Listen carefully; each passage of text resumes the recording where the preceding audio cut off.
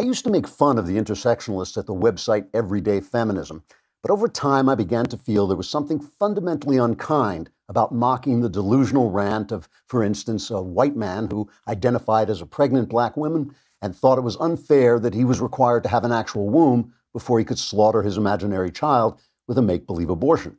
Hilarious, yes, but fundamentally unkind. But hilarious. So today I'd like to set aside my cruel ridicule of those sad souls and instead turn my cruel ridicule on the people over at PETA, because let's face it, they're nuts too. PETA is a group dedicated to making the lives of human beings miserable in order to promote causes that will have no effect whatsoever on the lives of animals. For instance, PETA got the Animal Crackers Company to take the pictures of animals in pictures of circus cages off their boxes so that the animal pictures might run free before you open the box and bite the head off a zebra. But now PETA has turned its googly-eyed attention to changing the way people speak about animals because the lives of animals will be wholly unchanged by that, but it might make people unhappy and thus serve PETA's ultimate goal. For instance, PETA wants us to stop saying, kill two birds with one stone, and instead say, feed two birds with one scone. I'm not making that up. Instead of beat a dead horse, they want us to say, feed a fed horse. And instead of bring home the bacon, they want us to say, bring home the bagels. Now, there's more than one way to skin a cat, I admit, and it's possible PETA has hit the bullseye with these suggestions. I personally would be willing to compromise and say, kill two birds with one scone, or beat a fed horse to death. But when it comes to bacon, I think PETA is just going to have to screw themselves and the horse they rode in on. Trigger warning, I'm Andrew Klavan, and this is The Andrew Klavan Show. I feel hunky-dunky, life is tickety-boo. Birds are winging, also singing hunky-dunky-doo. Ship-shape, tipsy-topsy, the world is zippity-zing. It's a wonderful day, hurrah, hooray! It makes me want to sing. Oh, hurrah, hooray! Oh, hooray, hurrah! All right, here I am in a hotel outside of O'Hare Airport in Chicago. I'm heading over. It is a glamorous life I lead, folks. I'm heading over to my latest talk for YAF, for YAF. I'm going to Beloit College in Wisconsin. I'll be speaking there at 5:30 p.m. Eastern. And as always, everything I say will change your life on occasion for the better. If you're in town, come on out. I would love to see you.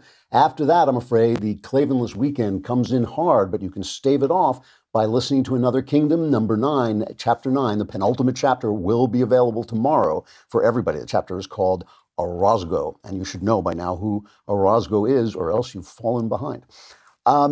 We should also talk about one of the great Christmas presents of all time. If you have not gotten a man crates yet, either for your guy or for yourself, or to tell your girlfriend that you would like one, you should do this immediately, because these things are so much fun. These are gifts that come, really nice gifts, that come in a crate that you have to pry open with a crowbar that is included. And if before you do this in front of people and make yourself look like an idiot, you might want to practice a little bit on the side. But they got great stuff. I got the Whiskey Appreciation Crate. I got one of those. I also got the Grill Master Crate, because my grilling is not as masterful as I would like it to be. These are terrific gifts, and you're giving a man a gift that he's really going to like. You know how hard it is to get guys to tell you what they want. This is what they want. And listeners to this show can buy one gift and you will get the second gift for 25% off. Here's how you do it. You go to mancrates.com/Klavan. That's mancrates.com/Klavan. This offer is only good for the holidays. You buy one gift and you get the second 25% off at mancrates.com/Klavan. You'll have the difficult task of prying open this crate and figuring out how to spell Klavan as well, which is Klavan. So there's a narrative going around. The Bush funeral was yesterday. The President George H.W. Bush obviously was laid to rest. And there's this narrative going around that the funeral and the tributes to the grace and dignity of President George Bush was an inherent rebuke to Trump, who obviously is a roughneck and has this boorish style. But I think the true narrative is exactly the opposite of that. I think that the Bushes had a very graceful funeral in which they included President Trump. President Trump behaved very well, And in doing that, it isolated the only group of people in the country who cannot put their rage and bile away for even a single day, namely the media. I mean, the funeral was genuinely remarkable for what it wasn't. It was remarkable that it was not a partisan hate fest. We all still remember the John McCain funeral. We don't have to remember the John McCain funeral. It's still going on, I think. There's still guys standing in the John McCain funeral screaming at President Bush. You remember everybody was, Bush wasn't invited because Trump wasn't invited because McCain hated Trump, and the people who gave the speeches they gave were inherently attacking Trump and sometimes openly attacking Trump. It was just an ugly thing. And the funny thing about it was it reflected John McCain's personality. He was an angry man.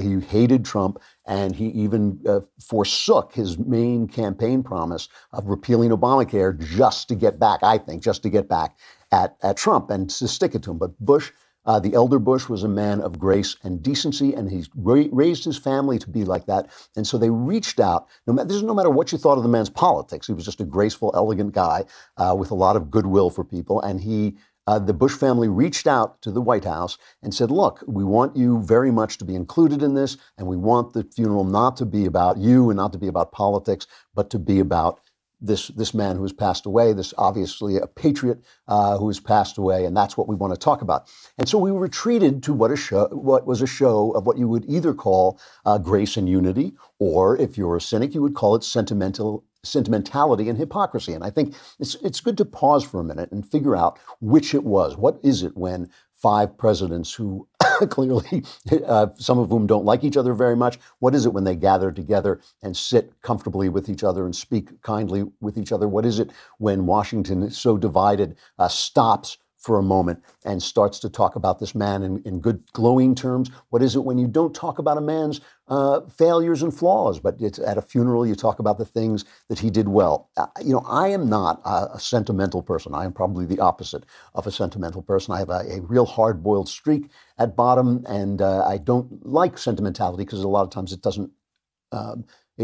turns away from the truth of things, and it gets things exactly wrong. However, I approve of funerals like this. I approve of shows of unity, of speaking well of the dead on the day you bury them. I approve of people putting aside their differences for a moment and coming together around a grave or a coffin and being kind to each other and treating each other kindly. And the reason I believe in this is because of a little thing that I like to call death. Okay, death is a big deal. It is a big deal no matter what you believe in, no matter what you think comes after death, whether you believe in heaven or nothing or rebirth. This life does not repeat itself, and this life is an urgent, important, and beautiful and sacred and fragile thing, and it ends when it ends forever. This life ends forever. And that means all of us are in the same boat, all of us with our flaws, all of us with our problems. Death is bigger than our flaws. It's bigger than our political differences. It's bigger than our grudges. Look, the way you can tell it's bigger is because you don't die for those things. You don't die for your grudges. You die over big things, and death isn't bigger than freedom. It's not bigger than right and wrong. But it's bigger than these little things that are most of the things that we argue about, especially in this country where we're really not as far apart as we like to pretend we are, It's one day. Every other day, we measure each other by our failures. It's one day when we measure a man's life by its successes, which is probably the real measure of a person's life, because we all have so many failures. We all have so many things that we do wrong, so many thoughts we shouldn't have, so many actions we shouldn't have taken. We all have things that we regret, but not all of us achieve anything. Not all of us actually accomplish anything. Not all of us have the kindness that it takes to raise a family well. Not all of us are able to put aside our differences and act well with other people. Not all of us can use our talents to the full. Not all of us work hard enough to use the talents that God gave us to the full. And those people who have done those things, they deserve to be celebrated. And all of us, I think, except for those who are truly evil, all of us in the moment of death deserve to be celebrated. And, I've been to funerals. You've probably been to funerals. It works. It works. When you speak about a man in glowing terms, it makes all of us sort of look within and say, have I done enough? I mean, every time I'm at a funeral, I saw a cartoon once of two people walking out of a funeral, and one says to the other, I should probably live a better life, And that's true. You know, when you are listen to a man's life summarized in glowing terms, it causes you to look within and maybe try to be a little bit more patient and kind. Maybe try to work a little harder at what you're supposed to do, and speak to the people you don't like with a little bit of kindness. And the Bushes, in keeping with the family that George H.W. Bush raised, in keeping with the values of that family, they managed to organize just a couple of hours when Washington stood still, when people stopped screaming at each other, and when we talked about a man in glowing terms and forgot a little bit about the things he did wrong and forgot about a little bit about the things we disagreed with, and remembered that we are all of us, living under this sword of Damocles called death, and it makes all of us a lot smaller than we think we are, and all of our problems a lot smaller than we think they are. And we're going to take a look at some of the really nice things that happened, but first, let's talk about your teeth. Christmas is coming, and you might want to, this is something that goes right into the stocking, and it's a way of telling your friends and the people you love, take care of your teeth, because the best way to take care of your teeth is with an electric toothbrush, and a wonderful electric toothbrush is Quip. Quip is real. I love my Quip. I've got it in the bathroom in this hotel room right now because it's so easy to take with you when you travel. Most of these, electric toothbrushes really do work well. My dental hygienist tell me that that's what I should use, and I do, but most of them are just huge. They're the size of bazookas, but Quip is graceful. It's really nice. It has this built-in timer that tells you when you've brushed one sector of your teeth for 30 seconds and when you're done for 2 minutes, so you get all the stuff in that you're supposed to do. They have a free not a free subscription service, but a subscription service where every 3 months for just $5 they'll send you refills of the brushes, which is another thing you should do. And they just have over 5,000 verified 5-star reviews, so you know they're good. Quip looks like a big ticket tech gift with a stocking stuffer price starting at just $25. And if you go to getquip.com/Klavan right now, you get your first refill pack for free with a Quip electric toothbrush. You don't have to tell your giftee that. You can just get them in secret. It's your first refill pack free at getquip.com/Klavan when your teeth will sparkle when you say, how do you spell Klavan? It's Klavan. No E's in Klavan. The big moment at this funeral, and the one that is just, I think, really reached out and touched everyone, was when George W. Bush got up and saluted his father. I want to play the second cut of this. We don't have time to play them both, but play the second cut, which was just an amazing moment. And if you were watching it, it was even all the more amazing. We're going to miss you. Your decency, sincerity, and kind soul will stay with us forever. So through our tears, let us know the blessings of knowing and loving you, a great and noble man, the best father a son or daughter could have. And in our grief, let us smile knowing that Dad is hugging Robin and holding Mom's hand again. That's beautiful stuff. And to see the former, a guy who was once the most powerful man in the world, break down like that for his dad is a beautiful thing. You know, my sister, Caitlin Flanagan, who writes over at The Atlantic, wonderful writer, she tweeted that when your son says that about you, the best father you ever had, that's the victory of life. And that you should imagine that moment and live your life backwards to make sure you earn that moment, because that is a beautiful thing. There was also some humor. My favorite came from the historian John Meacham, a terrific story that he told. This is cut 4. He never slowed down. On the primary campaign trail in New Hampshire once, he grabbed the hand of a department store mannequin asking for votes. When he realized his mistake, he said, "Never know, gotta ask." You can hear the voice, can't you? As Dana Carvey said, the key to a Bush 41 impersonation is Mr. Rogers trying to be John Wayne. That was good stuff, especially good stuff because when he was alive, those kinds of gaffes, he was very gaffe prone. Apparently, in person, I never met him, but in person, he was very eloquent. But when he was on stage, he was not the best public speaker in the world and was frequently making gaffes like that. And of course, our lovely press always ripped him to shreds. So I think this was a beautiful thing and reminded us really of who we really are. I mean, this is the thing. This is the great thing about death. It reminds you of who you really are. It's the only good thing I think I've ever said about death, which I'm not a big friend of. But it does remind you that you're much smaller than you think, that you probably shouldn't judge others on their failures because you have so many of them yourself, and judge them by their successes, and then think about your own life and whether there are enough successes in it. And of course, by success, my sister was right. It's not the success measured by fame. It's not measured by money. It's measured by having the people who love you talk the way W spoke about his father there in that beautiful moment. So the idea was, of course, in the press that this is what we're doing as a nation. This is what we're coming together.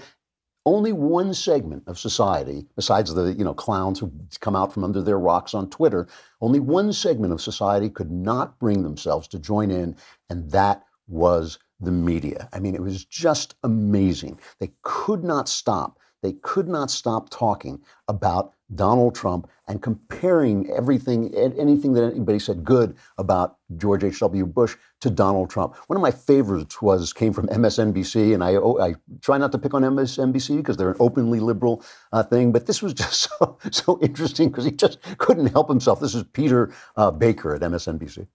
It was, I think, a moment for Washington to pause and reflect on the way things have gone lately. You saw the president of the United States, President Trump, sitting there watching all of this, not given a role to speak, pretty unusual for an incumbent president.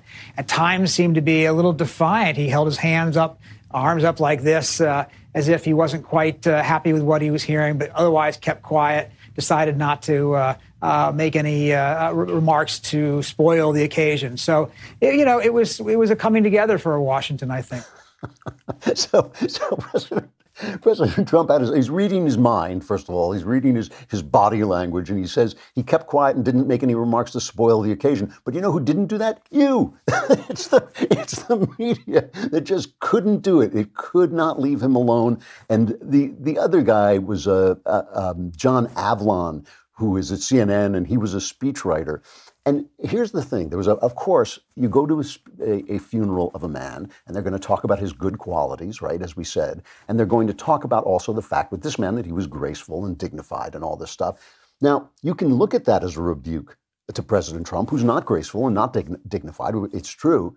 But you cannot do that, too. It's you who impose that. So John Avlon, you saw Peter Baker was reading the mind of Donald Trump. John Avlon was reading the minds of the speech makers, thinking that their tributes were obviously attacks on Trump. The clips that we just played from Meacham and Mulrooney were not an accident. That was a implicit diss at the current president. And that's just, and it's because the contrast between the two men. And you make choices when you write speeches. And when you all of a sudden talk about all the leaders of the world understood they were dealing with a true gentleman, that's one thing this president has rarely been accused of. And I'll also say, I don't think you want to give out too many medals for not screwing up a presidential funeral. The president was on best behavior this week, but that's a fairly low bar. Boy, oh boy, oh boy. When you read somebody else's mind, you're usually reading your own mind. And so that's what you got from Avlon there. It's just this insult. We're not going to give him any medals for. Let me ask you this. If Trump doesn't get any medals for not being graceless, for being graceful at this funeral, what does John Avlon get for not being able to take the time of this funeral off for just a few minutes and put a sock in it, like just zip it up a little bit. So this was the stuff that really was disturbing. The fact that they couldn't stop talking about Trump, the fact that they saw everything as a rebuke to Trump, anything good that anybody said about President Bush. That was not the spirit of the place. It was really quite amazing. Even some of the commentators on the right, I thought, when Melania and Trump came in, they shook hands with all the other presidents and their wives, and Hillary Clinton was down at the end of the line, and she nodded at Melania. She didn't get up, and people thought that was a diss against Melania Trump. I actually didn't think so. I hate to let Hillary Clinton off the hook because she's spent her lifetime getting off the hook for many worse things. But I thought in this case, if I had been sitting there, I might also have nodded. She greeted her. That was all I want. My favorite my absolute favorite of all these people is Dan Rather. I mean, you have to think about this for just a second, but Dan Rather treated the Bushes like dirt. His career ended, basically, and his honor was lost trying to destroy George W. Bush over nothing. He was so desperate to destroy him, he was willing to use forged papers. He got caught by the internet, those evil people in pajamas, which is where PJ Media got its name. And this is what he did to the elder Bush. When George Bush I started running, he invited him on TV for what was supposed to be a candidate, one of those, it's a general thing about who this candidate is, a candidate profile. And instead, he sandbagged him with questions about the Iran-Contra scandal in the Reagan administration, something the press was absolutely obsessed with because it was the only glove they ever landed on Ronald Reagan. People loved Ronald Reagan. They didn't care about the scandal. They shouldn't have cared about the scandal. It wasn't even a scandal as far as I was concerned. But he sandbagged Bush with this scandal. And Bush came back at him for it. And what he's referring to here when he says there's 6 minutes or something like that, this was an incident that happened when at Miami,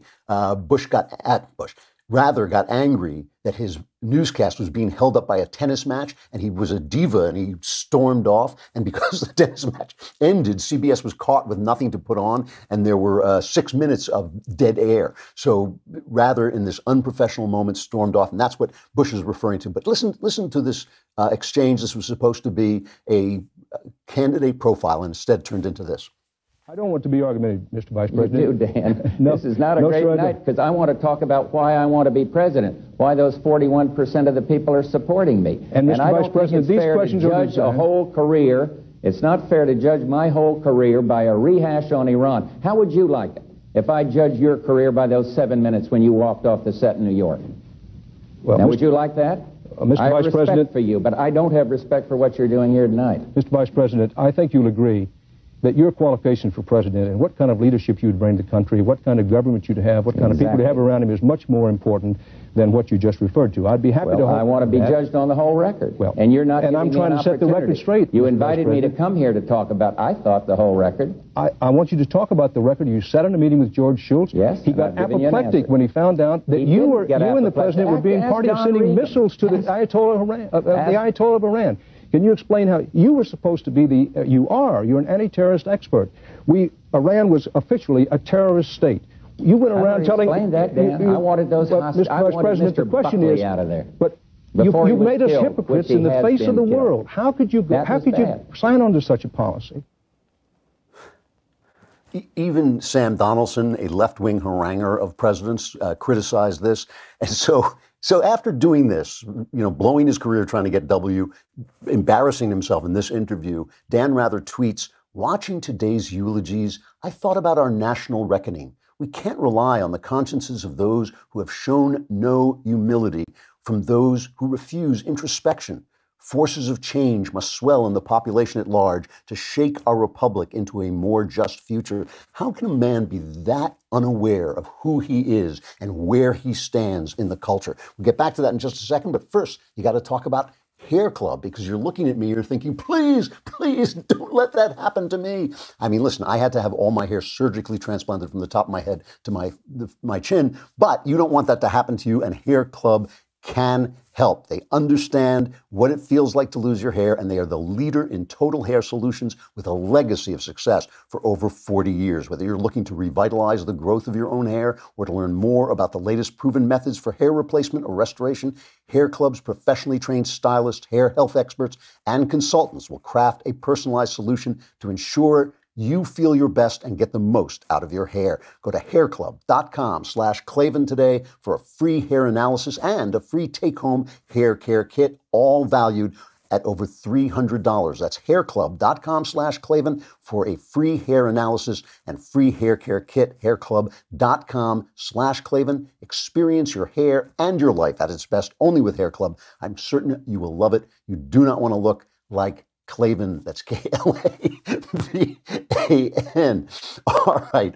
Let me just finish this. We got a great interview. I want you to hear this. It's an amazing interview. But before we talk about that, I just want to say that this funeral brought up who has brought us to the pass that we're in, the path of hostility, of poor manners. Who created the world that put a man like Trump in office? It was the left. Trump is a reaction to the left. I've said that a million times, but it's true.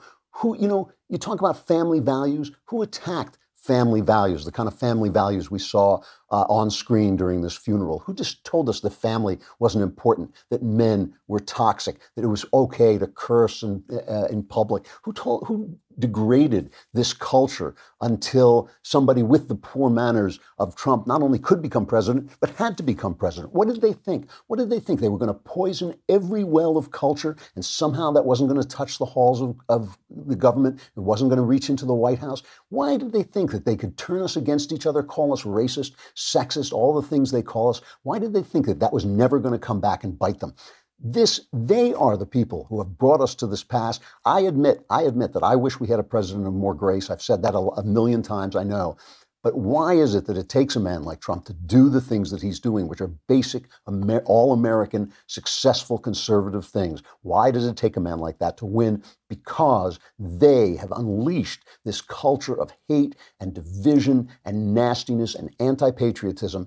They're the ones. They are the source of this. And really, you could see it in Dan Rather. They do not look in the mirror. They may not even own a mirror, but they ought to start, because all of us are looking at them. Hey, this is a terrific interview, and I'm not going to close out, but that's no reason for you not to go to dailywire.com and subscribe. It is a great, it's now, look, it's what a subscription. You will get Another Kingdom in all its visual glory, and it is visually glorious. You get all our shows and the mailbags, $10 a month, a lousy $10 a month. And the important thing about that $10 is we want it. It's $100. You get the entire year and the Leftist Tears tumbler. And the thing about that $100 is we want it more than you do. Things belong to the people who love them most, and we love your money more than you do. Anyway, come on over and subscribe. But meanwhile, we will play this interview for you. Peter Wallison, he is a senior fellow at the American Enterprise Institute. He was counsel to Vice President Nelson Rockefeller and White House counsel for President Ronald Reagan. He's the author of several books. His latest title is called Judicial Fortitude: The Last Chance to Rein in the Administrative State. And the reason I invited him on is because I find it's very difficult to get people to understand, even for me to understand, what exactly the administrative state is. He does an excellent, excellent job of clarifying the issues and defining them. So listen, please, to Peter Wallison. Peter Wallison, thank you so much for coming on. My pleasure, Andrew. Thanks very much for inviting me. Your book is called Judicial Fortitude: The Last Chance to Rein in the Administrative State. One of my big gripes with conservatives is we don't know how to name things. Like the left comes up with great things like racial profiling and objectifying women and all kinds. They always have a great term for things, but we use the term administrative state, and people don't really know what it even is. Can you describe what the administrative state is?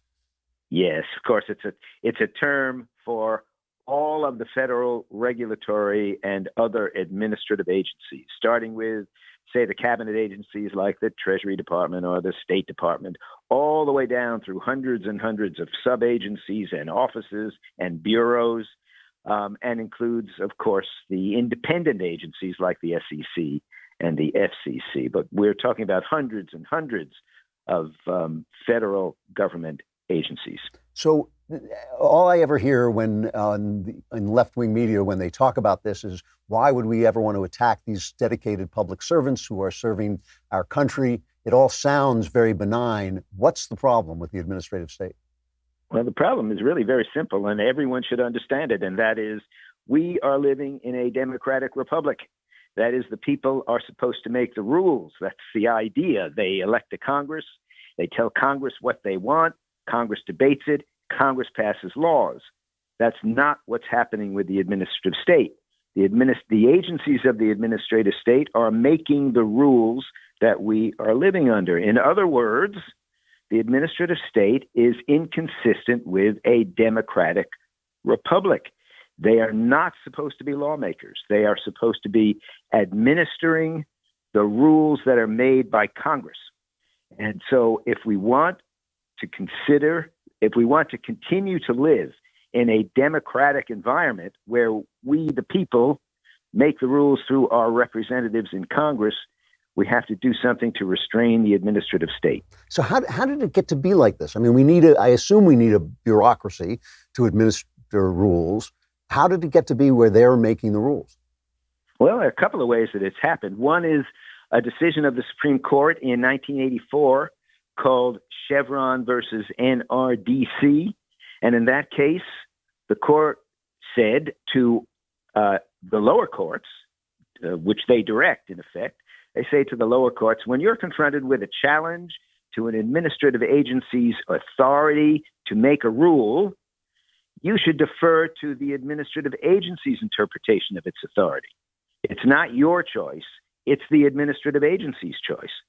And as a result, of course, that gave tremendous latitude to administrative agencies so they could use laws that had been passed years ago, generations ago, to make new rules. And are challenged. The courts look at the rule and they look at what the legislation says, and they say, well, I guess it seems sort of reasonable what you're saying, but that isn't necessarily what Congress actually wanted these agencies to do. So my book is all full of examples of cases where agencies have gone well beyond what Congress could ever have considered authorizing them to do. And that's continuing on day after day and year after year. I should mention that each year, probably people don't know this, but each year since 1993, when people started actually to count, and every year, more than 3,000 rules and regulations have come out of the agencies of the federal government. And that means more than 101,000 rules and regulations in 25 years. No one can possibly get his arms or his head around all of those regulations. Yet the American people are subject to each and every one of them. Can you give me an example of what you were talking about, of how the agency can interpret a law so that it actually changes the meaning of the law? Well, here's an example that I use in the book. Title IX of the Education Amendments of 1972. In there, the Congress said, if you, a school, are accepting money from the federal government, you have to make educational resources available to women as well as men on the same basis.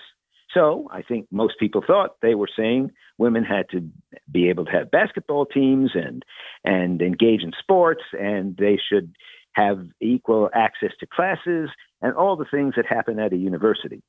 However, the education department since then has made a series of rules about sexual harassment, defining what it is and explaining what the punishment should be and how the trials should be held.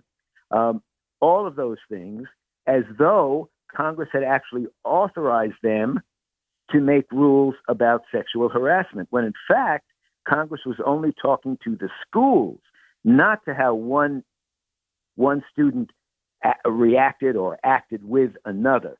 Had nothing to do with the school. The Congress was talking only about how schools used the money that they got from the federal government. So this is an example. And if you think that in 1972, Congress was actually interested in making rules about sexual harassment on campus, you'd be very wrong. So this is an example of how an agency can take statutory language and then spin it out into something that Congress did not have in mind at all. And that's what we have to stop. So what Chevron says is that if some unelected guy in an agency, or in fact, if the president instructs the agency to change what the law means, to say, oh yeah, this means that you can be thrown out of school even if you're just charged with sexual harassment. If somebody sues, the court is, according to Chevron, is supposed to say, well, the agency must know what it's talking about. Am I getting that right? No one has actually sued under the Chevron doctrine on that particular statute, as far as I'm aware.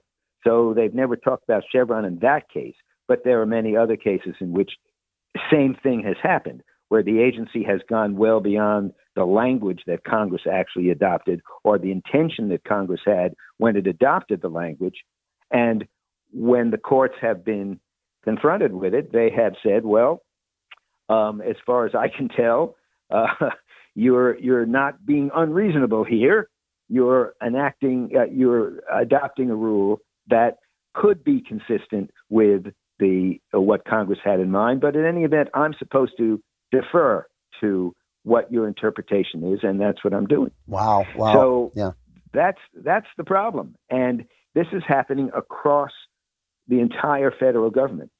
And the only way to stop this from happening is to make sure that the courts look at what Congress did in terms of the language that it adopted, and they decide in the first instance whether the agency has that kind of power. Now, we're talking to Peter Wallison, the author of Judicial Fortitude, The Last Chance to Reign in the Administrative State. Now, Brett Kavanaugh is kind of famous for having a bit of a gripe about the administrative state. Do you have any hope that the Supreme Court will turn this around, maybe overturn Chevron?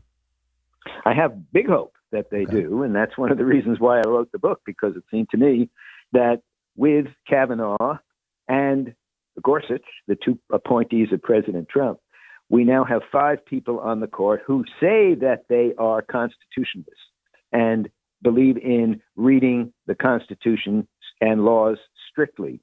The book, in fact, is dedicated to Justice Thomas, who has been talking about this since he's been on the court and has been saying we have to get back to having the courts do judicial review of legislation, not having the agencies make a decision about what their powers are, but the courts in the first instance making those decisions. And so with 5 members of the court, I think who are this majority, this conservative majority, I do think it's entirely possible that they will at least deal with the Chevron rule. There are other things they have to do also, which are a lot tougher, but they will at least deal with the Chevron rule. You know what? One of the things that I think has struck not just me, but a lot of people is the fact that Congress has essentially stopped doing its job, that they sit around and complain about illegal immigration, but nobody makes a move, nobody does anything. Is that connected to the administrative state? Have they lost, has Congress lost power because of this? Yes. Strangely enough, the framers thought Congress was going to be the most important of the 3 branches of the government. They now are the weakest by far. And one of the reasons for that is that they have found it very convenient to give up their authority to administrative agencies. That means they don't have to make the very difficult decisions that make their reelection difficult. And as a result of that, Congress is no longer in the game. I mean, they look to the president to tell them what they ought to do, then they adopt very general language, in many cases, which empowers the agency to make all the decisions. And the people do not understand this. I mean, they do not yet grasp the fact that the rules are really being made by an unelected bureaucracy in Washington, D.C., when they think that actually Congress makes the rules. So here's a person who is complaining about a farm pond being subject to federal regulation by the EPA, and he's saying to his congressman or his senator, what's going on here? How did that happen? And the congressman says, well, I didn't do that. That was the administrative agency. Wow. Well, the fact is that Congress gave the agency the power to do that, but didn't tell anyone. What they told their constituents was, I've made a rule, I've endorsed a law now that will assure that our waters are pure in the future. And that's what the constituents hear. But the real tough decisions, who pays the cost, whose property is burdened by the rule, that is made by someone else who's unelected and unconnected to that whole process. That is amazing. So keeping your job in Congress by not doing your job, that is amazing, and you just cast it off. Yeah. So you call your book Judicial Fortitude, The Last Chance to Reign in the Administrative State. What do you want to see happen? Well, I think the answer is the courts. And the reason it's the last chance is that Congress is going to be unable to do anything about it. Can the president do something about it? My answer to that is no also. When you're dealing with more than 3,000 rules every year, there isn't any way that the president or his staff is able to review each of those rules and make sure they are consistent with the policy that this particular president wants to pursue. So it can't be done by the president. It can't be done by Congress for the reasons we've already discussed. So what's left? That's the judiciary. And the reason that the book is called Judicial Fortitude is that it is following language by Alexander Hamilton in one of the Federalist Papers, Federalist 78, in which he said that we, the framers of this Constitution, have given the judiciary lifetime appointments. And why? Because they need the fortitude to stand up to the power of the elected branches, by which he meant, of course, Congress and the president. So this is a responsibility of the courts.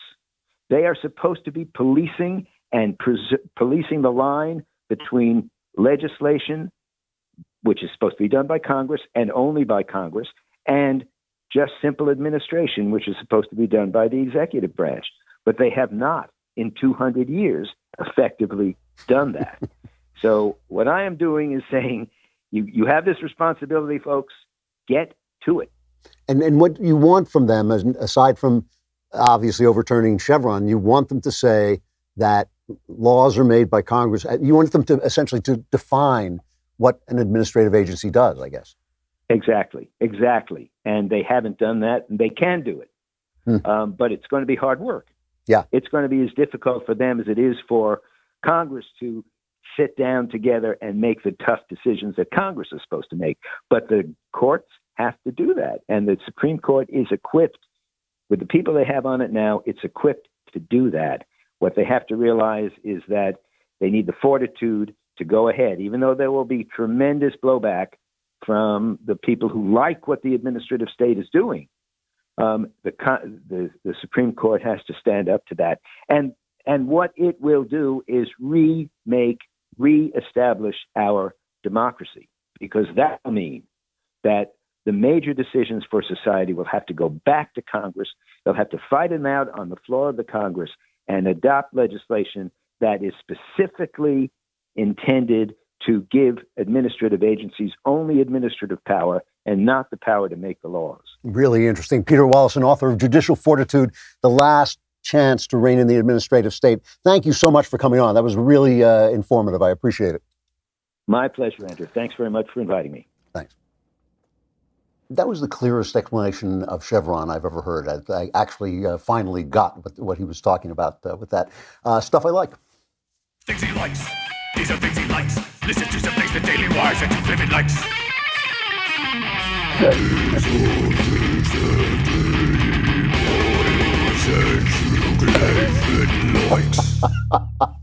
I don't want to say where they're scraping the bottom of the barrel here, but this is James Caldwell. Good heaven. All right. So you may have heard me talking about this on the Daily Wire Backstage. The Ballad of Buster Scruggs. Suddenly, everybody was recommending this to me, including Shapiro, and I just thought it was great. It's a Coen Brothers film that is on Netflix. It's an anthology of Western stories that apparently they've written over the years. They are funny. There's one of them that with James Franco that I thought was not that good, but the 5 others I thought were all of them terrific. And Shapiro and I have been having this kind of ongoing discussion about whether he thinks the Coen Brothers are nihilist. I think they have become increasingly conservative and increasingly Christian, certainly spiritual. I mean, obviously they're Jewish, but or secular Jews. But the Christian imagery in this is amazing. And in my opinion, it was a masterclass on how to make a Christian film without being preachy and silly and in your face about it. I just want to play the opening. This is the Ballad of Buster Scruggs. It's Tim Blake Nelson who plays Buster Scruggs, who is, despite what he looks like here, is a deadly gunman. But he sings this opening song. Just play 30 seconds of it and then fade it out. All day I face the barren waste without the taste of water. Cool water. Old Dan and I, with throats burned dry and souls that cry for water, cool, clear water. So this scene to me makes no sense unless they're thinking about, he says his soul thirsts for water. And because of clues in the rest of the film, I thought back to T.S. Eliot's famous poem, The Wasteland, that has a very famous passage in it where he says, "There's not even silence in the mountains, but dry, sterile thunder without rain. There's not even solitude in the mountains, but red, sullen faces sneer and snarl from doors of mud-cracked houses." And he says, if there were water and no rock, if there were rock and also water, and water, a spring, a pool among the rock, if there were the sound of water only, not the cicada and dry grass singing, but sound of water over a rock, where the hermit thrush sings in the pine trees, drip, drop, drip, drop, drop, drop, drop. But there is no water. And of course, Eliot was talking about the absence of faith and the absence of baptism, which ultimately Eliot found. He found his faith, and he did become a member of the Church of England. And when you watch this film, the stories progress from that yearning for water and a sort of funny and hilarious meditation on death and the afterlife through a beautiful, beautiful discussion of certainty in this story about the wagon train. I don't want to give anything away, but where there is certainty and where there is none. And finally ends really with a depiction of the doors of death. And if you look closely, you'll see on one of the doors there is an angel, and on one of them there is a satanic goat, clearly indicating that there is judgment and an afterlife. And I just thought it was a very Christian story told as Westerns. And I believe that the Coen brothers are doing this on purpose. Ben thinks they are mocking it all, but I just don't see that. I don't see how that plays, especially after Hail Caesar and No Country for Old Men. All right, I got to go. The Klavanless weekend begins. Do not forget to get your penultimate chapter of Another Kingdom, starring the lovely and talented Michael Knowles. And I will be back on Monday. For those of you who survive, gather here. I'm Andrew Klavan. This is The Andrew Klavan Show.